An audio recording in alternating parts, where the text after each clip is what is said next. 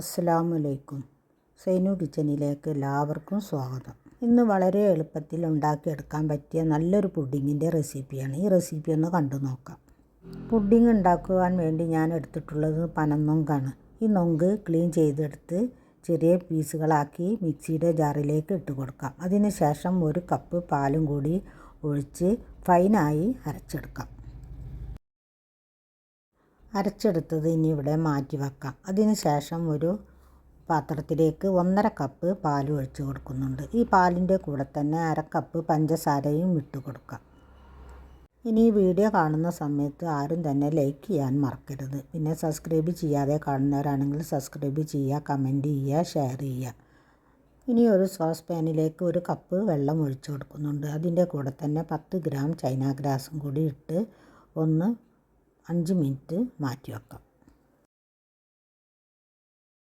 ഇനി എടുത്ത് വെച്ച പാലൊന്ന് തിളപ്പിച്ചെടുക്കാം. അതിൻ്റെ കൂടെ തന്നെ നമ്മുടെ ചൈന ഗ്രാസും മെൽറ്റ് ചെയ്തെടുക്കാം. ഇനി തിളച്ച് വന്ന പാലിലേക്ക് മെൽറ്റ് ചെയ്ത ചൈന ഗ്രാസ് ഒഴിച്ച് കൊടുത്ത് നല്ലതുപോലെ ഒന്ന് മിക്സ് ചെയ്തെടുക്കാം.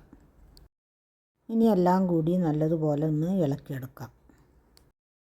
ഇനി ഇതിലേക്ക് ചേർത്ത് കൊടുക്കുന്നത് ആദ്യം മാറ്റി വെച്ച നൊങ്ക അരച്ചതാണ്. ഈ നൊങ്ക അരച്ചത് ഇതിലേക്ക് ചേർത്ത് കൊടുത്തതിന് ശേഷം നല്ലതുപോലെ ഒന്ന് മിക്സ് ചെയ്തെടുക്കാം. ഇനി 1/2 കപ്പ് മിൽക്ക് മേഡും കൂടി ഒഴിച്ചു കൊടുക്കാം. കുട്ടികൾ വീട്ടിലുള്ള ദിവസം അവർക്ക് എന്തെങ്കിലും സ്പെഷ്യൽ വേണം കേട്ടോ. അപ്പം ഞാൻ നൊങ്ക് കിട്ടിയപ്പോൾ വിചാരിച്ചൊരു പുഡിങ് ആക്കിയാലോ എന്ന്. അങ്ങനെയാണ് ഈ പുഡിങ് ഉണ്ടാക്കുന്നത്.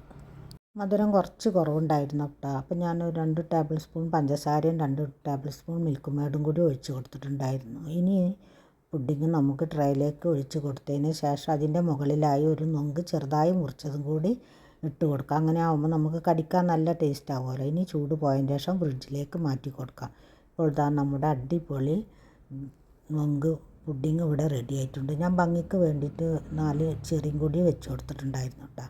അപ്പോൾ ഇത് ഉണ്ടാക്കാത്തവരാണെങ്കിൽ ഇതുപോലെ ഉണ്ടാക്കി നോക്കുക. ഇനി മറ്റൊരു വീഡിയോയുമായി കാണുന്നത് വരെ താങ്ക് യു ഫോർ വാച്ചിങ്.